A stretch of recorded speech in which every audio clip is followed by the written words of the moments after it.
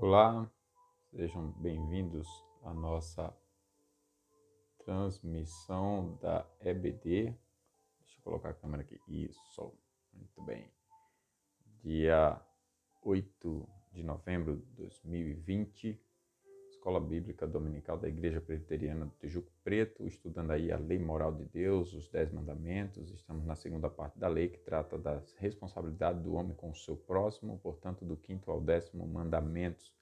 Temos decorado esses mandamentos, vamos dizê-los de cor, tentar dizê-los, né? Hoje, o 8º mandamento, o significado de não furtar, não furtarás. Qual é o significado na palavra de Deus deste mandamento? E nós estamos estudando com base no legado de Westminster, que é a confessionalidade da Igreja Presbiteriana do Brasil. Nós estudamos aí o Catecismo Maior, o nosso livro principal agora de estudo, mas utilizamos outros recursos como o livro Guia de Estudos da Confissão de Fé de Westminster, de Shedd Van Dixeron, esse livraço aqui. Estudamos A Lei da Perfeita Liberdade, de Michael Wharton. Estudamos A Estrada do Rei, os 10 Mandamentos explicado para os mais jovens. Star Made, um livro muito bom para ser usado em família durante a semana, com meditações bem breves todos os dias, em cada pergunta do catecismo, do breve catecismo. São conteúdos maravilhosos. Tem vários outros livros. Nós estamos, dependendo do mandamento, também pegando um livro específico que trate daquele assunto, e nós temos crescido bastante nesse estudo da lei de Deus. Hoje é a pergunta 140, qual é o 8º mandamento? A resposta aí nós já vimos, e basicamente nós veremos que Deus condena a sobrevivência por meios ilícitos praticados de 5 formas: esquecimento, astúcia, engano, extorsão e violência ou fraude. Nós vamos ver isso no estudo dos 10 mandamentos. Então vamos lá, aliás, desse mandamento. Então vamos lá para a pergunta 141. 140 nós já vimos. Quais são os deveres exigidos nesse mandamento? Não furtar. Deus está exigindo o que especificamente? E a resposta é que Deus está exigindo a verdade. Deixa eu diminuir aqui, né? O som. Antes que eu esqueça também, né? Já estou me acostumando em gravar em orações, porque pelas repetições das gravações a gente então tinha gravações que não dava certo, ficava sempre orando ali no início da gravação, mas vou estar orando aqui no início desse estudo, né? Soberano Deus, nós te exaltamos por esse momento, pelo privilégio que temos de poder aprender do Senhor, estudar a tua palavra. Te agradecemos, ó Pai, e te pedimos humildemente que nos auxilie, nos conduza para que o estudo seja fiel e glorifique o teu nome e nós sejamos edificados em nome de Jesus. Amém. Então, quais são os deveres exigidos no 8º mandamento? E a resposta são a verdade, a fidelidade e a justiça nos contratos e no comércio entre os homens, dando a cada um o que lhe é devido, a restituição de bens ilicitamente tirados de seus legítimos donos, a doação e a concessão de empréstimo, livremente, conforme as nossas forças e as necessidades de outrem, a moderação de nossos juízos, vontades e afetos em relação às riquezas deste mundo, o cuidado e empenho providentes em adquirir, guardar, usar e distribuir aquelas coisas que são necessárias e convenientes para o sustento de nossa natureza e que condizem com a nossa condição, o meio lícito de vida e a diligência no mesmo, a frugalidade, o impedimento de demandas forenses desnecessárias e fianças ou outros compromissos semelhantes, e o esforço por todos os modos justos e lícitos para adquirir, preservar e adiantar a riqueza e o estado exterior, tanto de outros como o nosso próximo, o nosso próprio, aliás. Nós não devemos ter aquela visão de que o nosso bem-estar é pecaminoso. não uma visão pecaminosa desse entendimento, né? Que é uma visão arrogante, exagerada e tudo mais, nós vamos ver isso. Então a pergunta 42 é isso, nós vamos ver rapidamente os textos. Antes de seguir para o estudo, veremos os textos que fundamentam essa questão. Rapidamente, 1 João 3,17. Ora, aquele é a pergunta 141, né? Isso mesmo, deveres exigidos. Então não é 1 João 3,17, já ia trocando aqui para 42. Salmo 15, 2 e 4. O que vive com integridade pratica a justiça e de coração fala a verdade. O que a seus olhos tem por desprezível ao réprobo, mais honra aos que temem ao Senhor, o que jura com dano próprio e não se retrata. Miqueias 6,8. Ele te declarou ao homem o que é bom e o que é que o Senhor pede de ti, que pratiques a justiça e ames a misericórdia e andes humildemente com o teu Deus.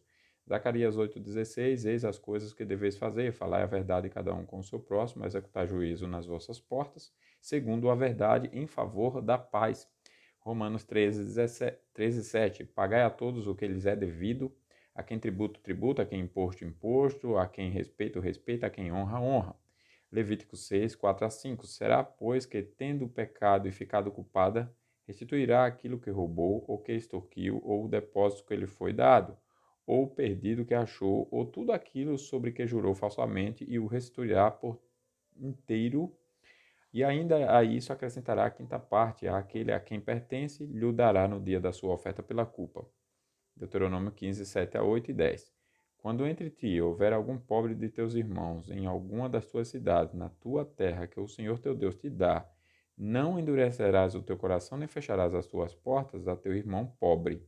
Antes lhe abrirás de todo a tua mão e lhe emprestarás o que lhe falta, quanto baste para a sua necessidade. Livremente lhe darás, e não seja maligno o teu coração quando lhe deres, pois por isso te abençoarás o Senhor teu Deus em toda a tua obra e tudo o que empreenderes. 1 Timóteo 6, 6 a 9. De fato, grande fonte de lucro é a piedade com o contentamento, porque nada temos trazido para o mundo, nem coisa alguma podemos levar dele. Tendo sustento e com que nos vestir, estejamos contentes. Ora, os que querem ficar ricos caem em tentação e cilada, e em muitas concupiscências insensatas e perniciosas, as quais afogam os homens na ruína e perdição. 1 Timóteo 5,8. Ora, se alguém não tem cuidado dos seus, e especialmente dos da própria casa, tem negado a fé e é pior do que o descrente. Provérbio 27, 23. Procura conhecer o estado das tuas ovelhas e cuida dos teus rebanhos. Eclesiastes 3, 12 e 13. Sei que nada há melhor para o homem do que regozijar-se e levar a vida regalada, e também que é dom de Deus que possa o homem comer, beber e desfrutar o bem de todo o seu trabalho. 1 Timóteo 6, 17 e 18. Exorta aos ricos do presente século que não sejam orgulhosos nem depositem a sua esperança na instabilidade da riqueza, mas em Deus, que a tudo nos proporciona ricamente para nosso aprazimento. Que pratiquem o bem, sejam ricos de boas obras, generosos em dar e prontos a repartir. 1 Coríntios 7, 20. Cada um permaneça na vocação em que foi chamado. Efésios 4, 28. Aquele que furtava, não furte mais. Antes, trabalhe fazendo com as próprias mãos o que é bom, para que tenha com que acudir ao necessitado. Provérbios 4, 10. O que trabalha com mão remissa empobrece, mas a mão dos diligentes vem a enriquecer-se. Romanos 12, 11. No zelo não sejais remissos, sede fervorosos de espírito, servindo ao Senhor. Provérbios 12, 27. O preguiçoso não assará a sua caça, mas o bem precioso do homem é ser diligente. Provérbios 21, 20. Tesouro desejável e azeite há na casa do sábio, mas o homem insensato desperdiça. João 6, 12. E quando já estavam fartos, disse Jesus aos seus discípulos: recolhei os pedaços que sobraram, para que nada se perca. 1 Coríntios 6, 1. Aventura-se algum de vós, tendo questão contra outro, a submetê-lo a juízo perante os injustos e não perante os santos? Provérbios 11, 15. Quem fica por fiador de outrem sofrerá males, mas o que foge de o ser estará seguro. Levítico 25, 25. Se teu irmão empobrecer e vender alguma parte das suas possessões, então virá o seu resgatador, seu parente, e resgatará o que o seu irmão vendeu. E Filipenses, o último texto, 2,4. Não tenha cada um em vista o que é propriamente seu, senão cada qual o que é dos outros. Nós seguiremos para a pergunta 142, mas antes teremos um breve estudo. Você vê aí, eu citei rapidamente, li rapidamente, para o vídeo não ficar longo e também porque você pode pausar, voltar e conferir, é apenas para a gente ter uma noção, né? Então vamos para o estudo aqui. Primeira questão é o alcance geral desse mandamento. Qual é esse alcance geral? É o respeito à santidade da propriedade, da mesma sorte que o sexto mandamento impõe respeito à santidade da vida e o sétimo à santidade do sexo. Então, o oitavo mandamento impõe respeito à santidade da propriedade. Deus dá e eu tenho que trabalhar por ela, defendê-la, buscá-la, usar todos os meios justos para isso, não negligenciar, mas também não buscar possuir de forma injusta. É isso que nós vamos ver a esse respeito, basicamente. Então, tenho que trabalhar pela propriedade, pela santidade dessa propriedade, né? Como Deus tem confiado às minhas mãos para fazer.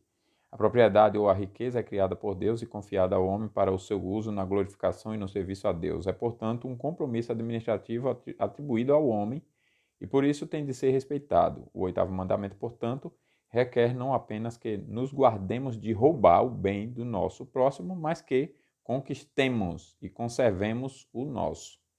Façamos isso, né? É o indivíduo, individualmente, usando justiça, usando os meios legais, mas o indivíduo, individualmente, a família, e aí vai crescendo, né? As instituições, o Estado.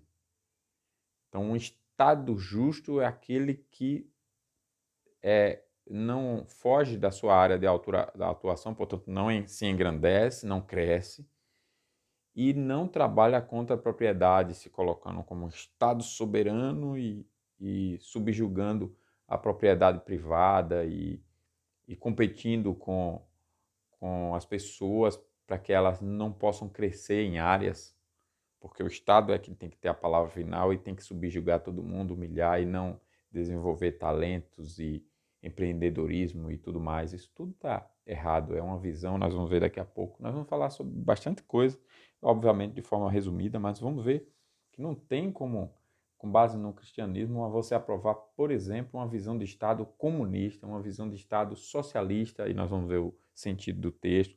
Nós vamos ver que está errado você não desenvolver trabalhos, talentos e prosperar, buscar prosperar, óbvio, com aquela condição que Deus te dá, né? Até onde você consegue, até onde suas posses podem ir. Também não ficar ansioso pecaminosamente, nem frustrado, nem invejando os injustos, os ricos, os que prosperam, ou coisas do gênero. Então a palavra de Deus é uma saúde para todos os ambientes, para todas as áreas. Nós vamos ver que é um princípio saudável, extremamente saudável, totalmente saudável para a vida humana, para a vida em sociedade e tudo mais. Vamos ver aqui, a Bíblia autoriza então a propriedade privada? Autoriza, claro, né? A posse da propriedade privada no estado pecaminoso em que a humanidade existe desde a queda é necessária para que uma vida possa glorificar e gozar a Deus. A propriedade privada fundamenta-se não na mera invenção ou costume humanos, mas na lei moral de Deus. Está definidamente autorizada pelo oitavo mandamento: não furtarás, o qual só fará sentido se houver por trás dele uma ordenação divina para a propriedade privada. Nós já estudamos isso lá atrás, nos princípios corretos para o entendimento correto, ou melhor, nos princípios bíblicos para o correto entendimento da lei de Deus. Essa é a colocação. Nós estudamos naquela ocasião que todo mandamento que tem uma parte negativa, ele tem uma afirmativa paralela. Então, se diz, por exemplo, que não é para assassinar, é para amar. Então, a parte positiva é amar. Ele está negando o ódio, o assassinato e está exigindo o amor.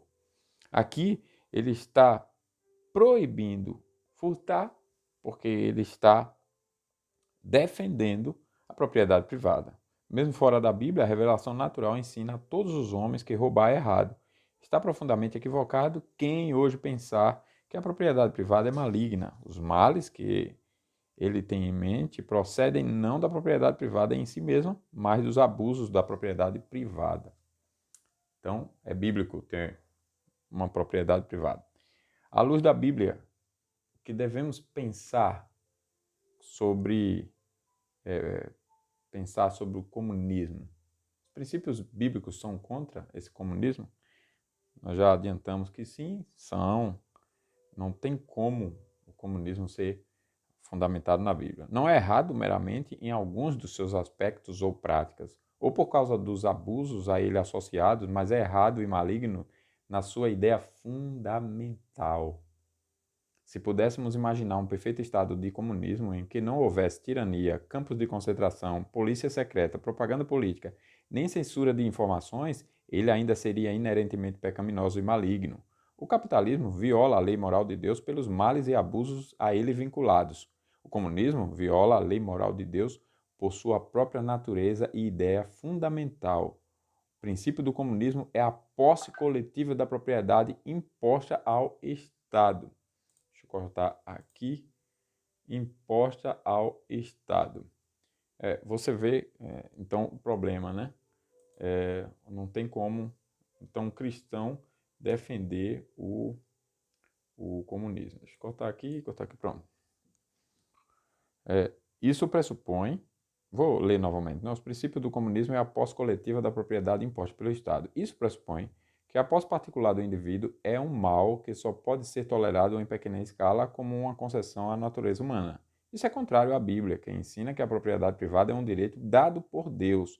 O ser humano individual, como portador da imagem de Deus, deve ter o direito à propriedade privada e à aquisição de riqueza, se for para desenvolver a sua personalidade conforme o propósito de Deus e para o glorificar plenamente na sua relação com o seu ambiente. A imagem de Deus no homem abrange a implicação de que o homem deve ter o domínio sobre a terra, Gênesis 1, 27 e 28. Mas o homem é essencialmente um indivíduo com alma e consciência individuais, com competências e habilidades individuais, com esperança e desejos individuais.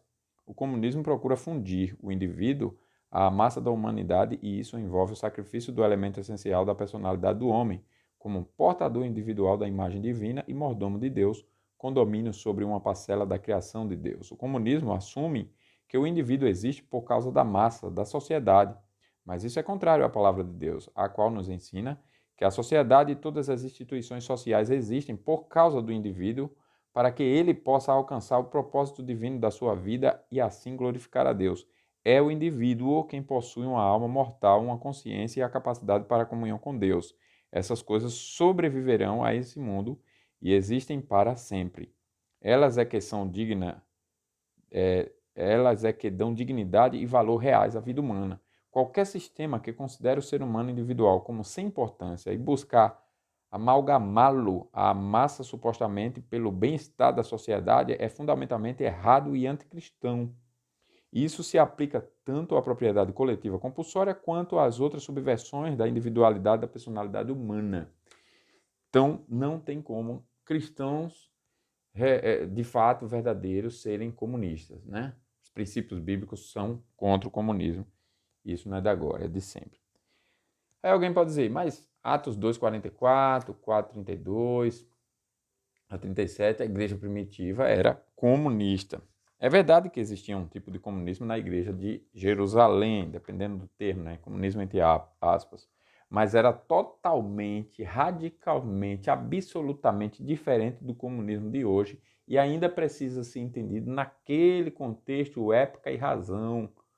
Não tem nada a ver com o que se fala no comunismo moderno, né? Deve-se observar que, primeiro, era voluntário e não compulsório, como mostram as palavras de Pedro a Ananias em Atos 5:4. Segundo, era parcial e não total, como demonstra o fato de que a casa de Maria, mãe de João Marcos, não fora vendida. Terceiro, logo surgiu uma murmuração acusatória de que as rações de comida não estavam sendo distribuídas do modo justo. Atos 6:1. 4. Isso foi apenas temporário, sendo descontinuado mais tarde, provavelmente no tempo da grande perseguição, que se seguiu ao martírio de Estevão, quando os crentes se espalharam a partir de Jerusalém. Atos 8, de 1 a 4. E quinto, não há a menor indicação de que tenha sido implantado algum comunismo assim em nenhuma das igrejas estabelecidas pelos apóstolos, além da igreja em Jerusalém. É claro, portanto, que o comunismo, entre aspas, temporário da igreja de Jerusalém não era uma questão de princípio, mas de contingência em face das condições peculiares àquele tempo e lugar. É extremamente insensato, antibíblico e anticristão, anti-histórico apresentar o estado temporário das ocorrências na Igreja de Jerusalém como análogo ao comunismo moderno, ou como um padrão a ser imitado pelos crentes em Cristo de todos os lugares. E o socialismo? O socialismo é contrário ao cristianismo? A palavra socialismo é usada como uma variedade tão grande de sentidos que é difícil falar categoricamente dela sem primeiro a definir para sabermos precisamente o que quer dizer ou do que é que nós estamos falando. O socialismo marxista, que é a raiz do comunismo moderno, é indubitavelmente contrário à religião cristã. Totalmente contrário, inimigo. A gente precisa, nesse mundo plural, relativista, parar para pensar nisso, porque nós estamos num mundo tão relativista que as pessoas confundem Deus com o diabo com Deus, confunde um anticristianismo com o cristianismo. Aquela igreja é uma verdadeira igreja cristã, só que ela é inimiga do cristianismo genuíno. E as pessoas são tão ingênuas no estudo da história, até pessoas academicamente muito bem formadas, mas estupidamente, com todo respeito, ignorantes quanto a essas questões. E precisamos todos, então, conhecer corretamente os conceitos, os sentidos, as palavras, valorizar os absolutos, não relativizar, para não chamar o preto de branco, o branco de preto, o certo de errado e tantas outras loucuras. Não, nós temos um problema aí. E vamos elogiar o marxismo como se fosse uma coisa boa. Embora haja uma forma limitada de socialismo que não é contrária ao ensinamento da palavra de Deus, o governo operar o serviço postal em vez de deixá-lo à iniciativa particulares ou de corporações é uma forma de socialismo. Mas não se pode achar que seja pecaminoso o envolvimento do Estado nesse empreendimento. Na maioria dos países do mundo, as ferrovias, os serviços telefônicos e os de comunicação são operados ou majoritariamente ou exclusivamente pelo Estado. Podemos ou não achar que isso seja inteligente, mas dificilmente conseguiremos provar que seja contrário à Bíblia. Assim mesmo, faz-se necessário traçar um limite em algum ponto. Seria errado, com certeza, que o Estado controlasse e operasse todos os negócios e comércios. Eu não concordo com tudo com o autor, mas ele está fazendo uma crítica interessante. Mas eu acho que o Estado é o seguinte: o lugar dele certinho é quase sem poder nenhum, é o limitadíssimo a só a sua esfera de atuação mesmo. Porque um Estado, quanto mais poder, mais problema para a sociedade, né? Mas o princípio aqui está certo. A gente não pode provar que é contrário à Bíblia que o Estado possa atuar em determinadas áreas, dependendo da área, etc., né? Dependendo do princípio e tudo mais. O problema é que quando vai falar de princípio, quem é que definiu, aí acabou, né? A gente pergunta, quem é que definiu? Aí vai para o relativismo e esse é o problema. Aí aqui nós estamos considerando aquilo que é absoluto, e o mais certo, seguro e absoluto é a verdade de Deus, o princípio dela, da palavra, né? Então, vamos seguir aqui, né? Nós não podemos provar que seja contrário à Bíblia, assim mesmo faz-se necessário traçar um limite em algum ponto. Seria errado, com certeza, que o Estado controlasse e operasse todos os negócios do comércio. Nós já lemos isso. A operação de negócios pelo Estado deveria limitar-se a atividades como as do serviço postal, que são essenciais para todos os habitantes do país e, por questão de economia, requerem monopólio de alcance nacional. O Estado deve proporcionar as condições para que os negócios privados sigam adiante e deve regulamentá-lo em prol da justiça, mas não deve suplantá-lo, competindo contra ele. Deus instituiu o governo civil para promover o bem-estar das pessoas pela manutenção da justiça na sociedade humana, Romanos 13:4, e não para se firmar como um colossal empreendimento coletivo em concorrência com os seus próprios cidadãos. Você imagina um Estado, nós vimos isso recentemente, nesse governo que passaram aí 40 anos Eu não estou dizendo que o atual é o ideal, né, o governo atual, mas os que passaram aí esses 40 anos só levando o Brasil para baixo assim, aceleradamente, queda livre para o buraco negro. Nós vimos aí como isso foi tão estampado, do Estado competir com os próprios cidadãos. Eu lembro que a área de marketing, por exemplo, muitos nesses grandes investimentos do governo, muitos tentaram trabalhar e tal, mas o governo colocou os seus com aquela parceria, né, que a Lava Jato, graças a Deus, fez um grande trabalho e tem que continuar sendo defendida para continuar fazendo um grande trabalho.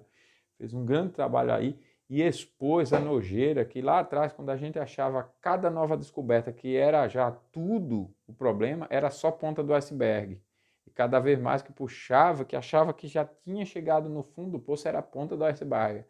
Mensalão, pretorão e essa coisa toda que a gente já conhece. Até chegar aí BNDES, não sei o que, e agora já perdeu até as contas. Perdeu até as contas. E a gente tem aquela sensação de que o dinheiro foi e não volta mais nunca. E agora, né, estão tentando culpar os justos e inocentar, como já estão fazendo aí, os culpados, né? Não deveria essa turma estar solta. O Brasil já deveria ter pena de morte e essa turma já ter recebido a pena de morte. Porque quem rouba milhões, mata milhões. Porque o dinheiro roubado foi prejudicial para a vida de milhares e milhares. Crianças que não nasceram porque o dinheiro foi tirado. E essas pessoas são tão doentes que elas conseguem dormir. Esses ladrões conseguem dormir.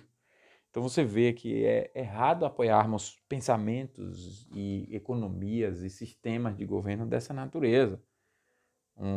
Firmar o Estado como um colossal empreendimento coletivo em concorrência com os seus próprios cidadãos. Isso aqui é inimaginável, inadmissível, impensável, não deveria nem se cogitar algo dessa natureza, né? A Bíblia não é a favor. O desperdício é pecado? Mudando de assunto? Sim. O oitavo mandamento impõe a frugalidade como um dever cristão. Isso é o contrário do desperdício, um pecado especialmente peculiar à nossa sociedade consumista, do qual os crentes certamente não estão isentos. Às vezes, a má administração da mudança leva ao desperdício. Isso pode explicar parcialmente a causa dele, mas não o justifica. Mesmo quando há muito à disposição, é um erro desperdiçar qualquer coisa que possa sustentar ou enriquecer a vida humana ou que tenha custado recursos naturais e esforços humanos para ser produzida.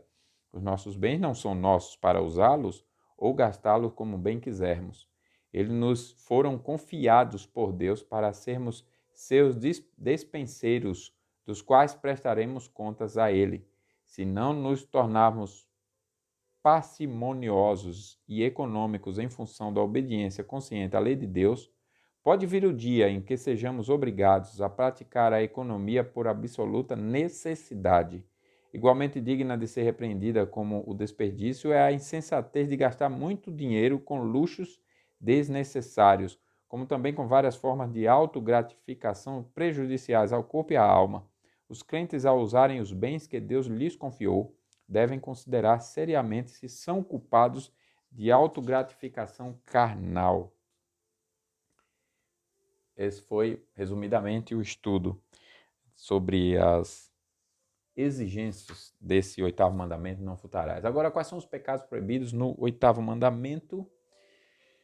Nós temos a resposta aí. Além da negligência dos deveres exigidos são o furto, o roubo, o tráfico de seres humanos e a receptação de qualquer coisa furtada, as transações fraudulentas e os pesos e medidas falsos, a remoção dos marcos de propriedades e a injustiça e a infidelidade em contratos entre os homens ou em questões de confiabilidade, a opressão, a extorsão, a usura, o suborno, as vexatórias demandas forenses, o cerco injusto de propriedades e a desapropriação, a acumulação de gêneros para encarecer o preço, os meios ilícitos de vida e todos os outros modos injustos e pecaminosos de tirar ou de reter de nosso próximo aquilo que lhe pertence ou de nos enriquecer a nós mesmos, a cobiça, a estima e o amor desordenado aos bens mundanos, a desconfiança, a preocupação excessiva e o empenho em obtê-los, guardá-los e usar deles, a inveja diante da prosperidade de outrem, assim como a ociosidade, a prodigalidade, o jogo dissipador e todos os outros modos pelos quais indevidamente prejudicamos o nosso próprio estado exterior, e o ato de defraudar a nós mesmos do devido uso e conforto da posição em que Deus nos colocou. Também tem esse problema, né? Muitas vezes desprezarmos aquilo que podemos usufruir. Então, nenhum exagero, nem outro. Eu vou fazer um voto de pobreza para ser mais santo que os outros. Não é ser mais santo, você está pecando. Aliás, antes do estudo, vamos ver os textos bíblicos, alguns textos bíblicos rapidamente. Olha só, acompanha aí, vou quase que citar. 1 de João 3,17: ora, aquele que possui recursos deste mundo e vir a seu irmão padecer necessidade e fechar-lhe o seu coração, como pode permanecer nele o amor de Deus? Tiago 2, 15 e 16: se um irmão ou uma irmã estiverem carecidos de roupa e necessitados do alimento cotidiano, e qualquer dentre vós lhe disser, ide em paz, aquecei-vos e fartai-vos, sem contudo lhes dar o necessário para o corpo, qual é o proveito disso? Efésios 4, 28: aquele que furtava não furte mais, antes trabalhe fazendo com as próprias mãos o que é bom, para que tenha com que acudir ao necessitado. Não é só deixar de roubar, é trabalhar e trabalhar para ajudar os outros. Salmo 62, 10: não confieis naquilo que extorquis, nem vos vanglorieis na rapina, se as vossas riquezas prosperam, não ponhais nela o coração. 1 Timóteo 1,10: impuros, sodomitas, raptores de homens, mentirosos, perjuros, e para tudo quanto se opõe à sã doutrina. Êxodo 21,16: o que raptar alguém e o vender, ou for achado na sua mão, será morto. Provérbios 29:24: o que tem parte com o ladrão aborrece a própria alma, ouve as maldições e nada denuncia. Salmo 50:18: se vês um ladrão, tu te comprases nele e aos adúlteros te associas. Levítico 19:13: não oprimas o teu próximo, nem o roubarás. A paga do jornaleiro ficará contigo até pela manhã. Provérbio 11:1: balança enganosa é abominável para o Senhor, mas o peso justo é o seu prazer. Provérbio 20:10, aliás: 2 pesos e 2 medidas, uns e outras, são abomináveis ao Senhor. Deuteronômio 19:14: não mudes os marcos do teu próximo, que os antigos fixaram na tua herança, na terra que o Senhor teu Deus te dá para possuires. Amós 8, 5 e 6, olha só, era o povo dizendo, né, para Deus: quando passará a festa de lua nova para vendermos os cereais? Quando passará o sábado para abrirmos os celeiros de trigo? Ou seja, o culto a Deus. Quando é que passará esse dia de cultuar a Deus para abrirmos os celeiros de trigo, diminuindo o efa e aumentando o ciclo, e procedendo dolosamente com balanças enganadoras para comprarmos os pobres por dinheiro e os necessitados por um par de sandálias e vendermos o refúgio do trigo? Olha a que nível chegou o povo de Deus. Quando é que vai passar esse compromisso de adorar a Deus e fazer culto para a gente trabalhar e oprimir o pobre, o coitado, e trocá-lo por aquilo que não é nada? Olha só, né? Escravizando o próximo. Salmo 37, 21. O ímpio pede emprestado e não paga, o justo, porém, se compadece e dá. Lucas 16, 11 e 12. Se, pois, não vos tornaste fiéis na aplicação das riquezas de origem injusta, quem vos confiará a verdadeira riqueza? Se não vos tornastes fiéis na aplicação do alheio, quem vos dará o que é vosso? Ezequiel 22, 29. Contra o povo da terra praticam extorsão, andam roubando, fazem violência ao aflito e ao necessitado, e ao estrangeiro oprimem sem razão. Levítico 25, 17. Não oprimas ao vosso próximo, cada um, porém, tema a seu Deus, porque eu sou o Senhor vosso Deus. Mateus 23, 25. Ai de vós, escribas e fariseus, hipócritas, porque limpais o exterior do copo e do prato, mas estes por dentro estão cheios de rapina e intemperança. Ezequiel 22, 12. No meio de ti aceitam subornos para se derramar sangue, usura e lucros tomaste, extorquindo-o. Exploraste o teu próximo com extorsão, mas de mim te esqueceste, diz o Senhor Deus. Salmo 15, 5. O que não empresta seu dinheiro com usura, não aceite suborno contra o inocente, quem deste modo procede não será jamais abalado. Jó 15, 34. Pois a companhia dos ímpios será estéril, e o fogo consumirá as tendas do suborno. Provérbio 33, 30. Jamais pleiteis com alguém sem razão, se te não houver feito mal. Isaías 5:8. Ai dos que ajuntam casa a casa, reúnem campo a campo, até que não haja mais lugar, e ficam como únicos moradores no meio da terra. Esse é um problema dos injustos, né? Imagine se os injustos conseguissem todo o seu êxito de matar, de escravizar, de subordinar, de adoecer, e os outros todos, e ele ficar na vantagem sozinho depois que todo mundo morreu.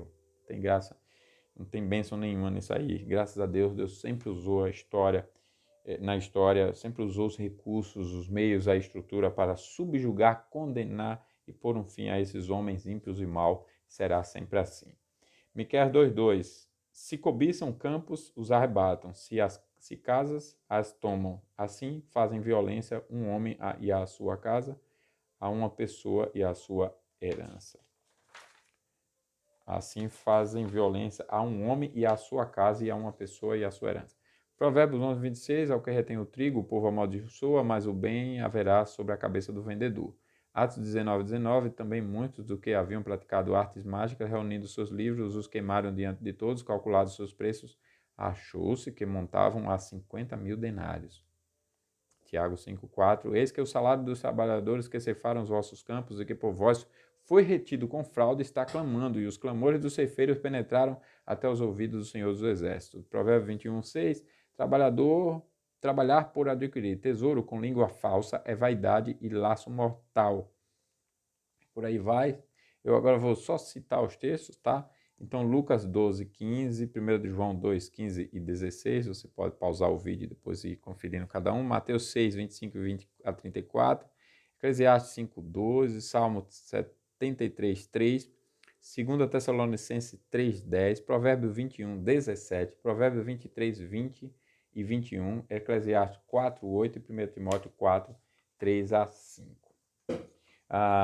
Vamos para o estudo agora sim, né? Para o estudo. Vamos ver aqui essa primeira parte.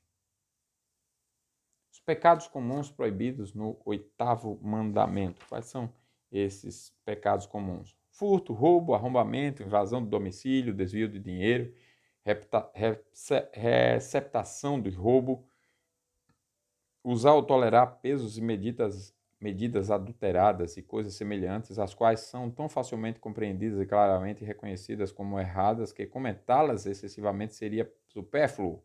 Esses pecados são reconhecidos como errados não apenas pela Bíblia, mas também pela revelação natural de Deus. Em vez de gastar tempo numa discussão detalhada sobre essas formas óbvias de desonestidade, centraremos o nosso foco em algumas formas menos fáceis de serem identificadas como tal. Então, quais seriam essas formas? Vamos ver aqui. O significado de tráfico ou sequestro de seres humanos inclui, primeiro, o sequestro e a manutenção de pessoas em cativeiro à espera de resgate. Segundo, o roubo de seres humanos para serem usados ou vendidos como escravos. Terceiro, a forma maligna de escravidão conhecida como trabalhos forçados, que há nos países de regime totalitário, especialmente na extinta União Soviética e hoje na China e em Cuba, pela qual grande número de pessoas, por um ou outro pretexto, são privadas da sua liberdade e obrigadas a passar seus dias numa miserável existência, sem conforto ou esperança, trabalhando para o Estado. China não é um paraíso, não. A China não é um paraíso. Está se tornando uma potência, quer dizer, já é uma potência, mas está competindo aí para ser a maior potência no mundo, potência econômica. Aí você olha o que está por trás de uma produção acelerada de coisas, acelerada, assustadoramente acelerada, e um preço, assim, imbatível. Você compra num outro lugar por R$200, você compra por R$10, 15. Outro dia eu fui comprar um passador desses de slide eletrônico, que custa por aí R$100 e poucos, era R$10. Eu digo, como é que paga um negócio desse? Aí veio e eu não sabia de onde vinha. Quando chegou, made in China. Como conseguiram trazer esse negócio por R$10? R$10. Aí você vai olhar, é um monte de aplicativo vendendo coisa barata, mas por trás está a vida do outro lá. Depois que eu vim me conscientizar do jogo sujo por trás, eu digo, eu não compro mais. Made in China, estou parando. Made in China, não compro. Não compro que vem da China. é uma tirania, é muito errado, né? Aqui fala de cativeiro de pessoas. Outro dia, andando aqui em São Paulo, lá no centro, passamos por uma região de fábricas de roupa e tudo mais, e desconfiamos como bolivianos estavam ali trabalhando, desconfiamos. Era muito estranho, mas assim, não tínhamos o que fazer. Estava lá no trabalho, parecia normal, mas era estranho. Nós estranhamos. Bem, chegamos em casa, passamos alguns meses, aí meses depois descobrimos, né, assistimos coincidentemente, se há coincidência, né, que a justiça tinha sido denunciada, aliás, aquelas fábricas ali naquela região onde passamos tinham sido denunciadas para a justiça porque havia cativeiro de bolivianos. Havia o abuso ali daqueles donos de fábricas de roupas, aproveitando da situação daqueles coitados. Eu fiquei pensando, olha só, aqui em São Paulo, pertinho da gente, nós passamos lá. Você imagina como que está o mundo, né? Será que as autoridades... E a gente às vezes se gaba de ter uma capacidade humana incrível de controlar tudo. Não tem. Debaixo do nosso nariz um monte de coisa acontece. Será que as autoridades não sabem o que está acontecendo em cada rua para chegar a uma prática dessa sem ninguém saber? Onde é que estavam os governos nessas épocas, né?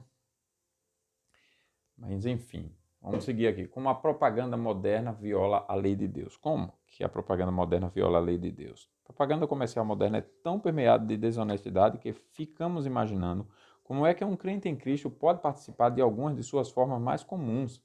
Assistimos a uma transmissão de rádio, televisão ou coisa na internet e uma voz ou rosto conhecidos anunciando as razões por que uma certa marca de café, macarrão ou aspirina é a melhor da praça e superior às outras, caracterizando-a com vantagens extra e aspectos especiais e daí por diante. Tudo pelo nosso dinheiro. Para alguns instantes depois, a mesma voz e rosto falar-nos de todas as razões porque outra marca de café, macarrão ou aspirina é a do tipo que devemos comprar e usar confiadamente. Cadê aqui? Eu até me perdi na leitura. É claro que o personagem só está lendo um roteiro preparado para ele pelos anunciantes, mas o processo como um todo é tão obviamente recheado de exageros, insinceridade e meias-verdades que o ouvinte ou telespectador fica tão calejado com esse tipo de coisa que não leva nada disso em conta pelas aparências. O mesmo tipo extravagante de declarações exageradas prevalecem nos anúncios de revistas e jornais. Quase nunca algo é oferecido ao público como bom ou de preço justo, mas tem de ser denominado de super, colossal, magnífico, maravilhoso. As igrejas estão indo nessa direção. A minha igreja, a igreja isso, a igreja aquilo, a sua igreja isso, a sua igreja única naquilo. Virou comércio. Até missões virou uma indústria, né, de dinheiro. E nós é que fazemos missões. Então, você vê isso dentro da igreja, lamentavelmente. Esse tipo de exagero com as coisas é pecado.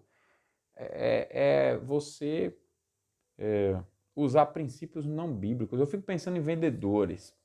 Vendedores se expõem a pecar no 8º mandamento. Muito, eles são muito tentados, muito pressionados, porque a meta para vender, a isso, a aquilo, e eles são treinados a mentir. Treinados a quê? A ter prazer em mentir. E todos os dias tem ali a avaliação de qual vendedor vendeu mais, toda semana, às vezes coloca até as equipes juntas, competindo mesmo. E quem são os que mais tiram vantagem? Os que mentem mais, os que conseguiram, né, enganá-lo, ludibriar e tudo mais. E o justo, honesto, que tem princípios, crente ou não, éticos para serem preservados, fica olhando ali, pressionado e tentado a invejar o mentiroso, porque o mentiroso tem êxito e ele não, aí ele fica pensando, não, então é melhor eu ir no caminho da mentira mesmo. Não vá, não vá. Não é o caminho.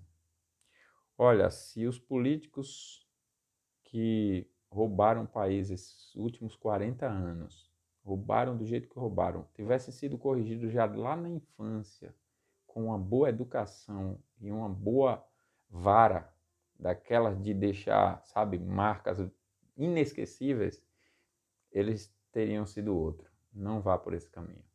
E o fim deles não será bom. Você vê uma nação que cresce em rejeição. Essa rejeição não vai parar aqui. Não vá por esse caminho. Nós sabemos do que aconteceu na França, nós sabemos do que aconteceu em vários lugares no passado. Não vá por esse caminho. Injustos plantam e colhem as suas injustiças. Alguém disse bem assim, que o plantio, a semeadura é opcional, mas a colheita é inevitável. Se você plantar injustiça, vai colher injustiça. Nós crentes não é só por isso, é por causa de Deus, né? Nós crentes devemos pensar em tudo por causa da glória de Deus. É claro que há anúncios deslavadamente falsos. O mais comum, no entanto, não é a fraude descarada, mas o exagero, a meia-verdade e as afirmações sutilmente enganadoras. Toda publicidade calculada para produzir na mente do público outra impressão qualquer, diferente da verdade estrita e objetiva sobre as qualidades e o valor daquilo que é anunciado, é desonesta e, portanto, pecado. Quando uma marca comum de aspirina é anunciada pela afirmação repetida interminavelmente de que nenhuma outra marca de aspirina é mais pura e dá alívio com mais rapidez, cria-se a impressão de que essa marca é mais pura ou mais eficaz que as outras, quando a verdade é que a aspirina é aspirina, controlada pelo Ministério da Saúde em qualquer lugar, e que entre as marcas de aspirina legalmente vendidas, uma aspirina é tão eficaz, igual como as outras. Não resta dúvida que muitos crentes em Cristo estão associados de um modo ou de outro com essas práticas desonestas de propaganda. Eles têm o dever de ponderar seriamente se as suas ocupações envolvam a violação da lei de Deus. Ah, mas eu não tenho como sustentar a minha família se eu não for desonesto. Olha, a Bíblia diz que é melhor você ir sem a mão para o céu do que o corpo inteiro para o inferno. Escolha bem a forma como você decide viver. É claro, um campo legítimo para a publicidade.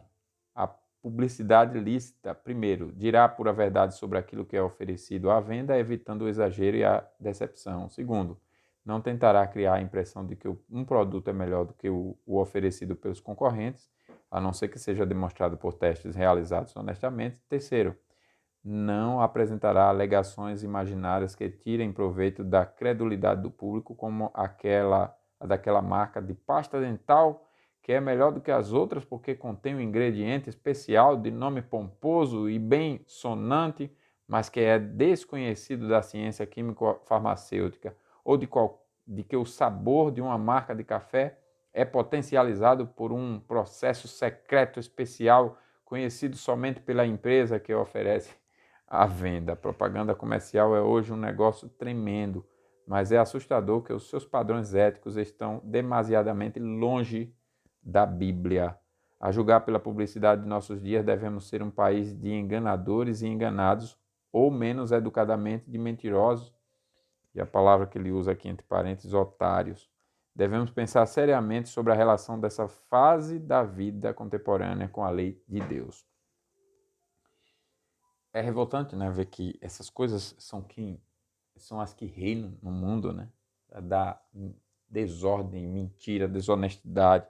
Em todo lugar, você não compra uma coisa de forma justa, porque tem sempre o mal, a mentira ali. Eu chego numa loja, já vem um monte de vendedor, nem quero ficar perto. E vem com aquelas educações falsas, né? Às vezes fazendo, coitado, do seu trabalho, mas já sei que a maioria vai mentir. Já não, pela maioria termina a gente rejeitando a todos, né? Não gosto de comprar. Se eu quero comprar alguma coisa, eu não quero ter nenhum vendedor perto. Nenhum. Vendedor, para mim, atrapalha. Os injustos cercamentos, o que é isso?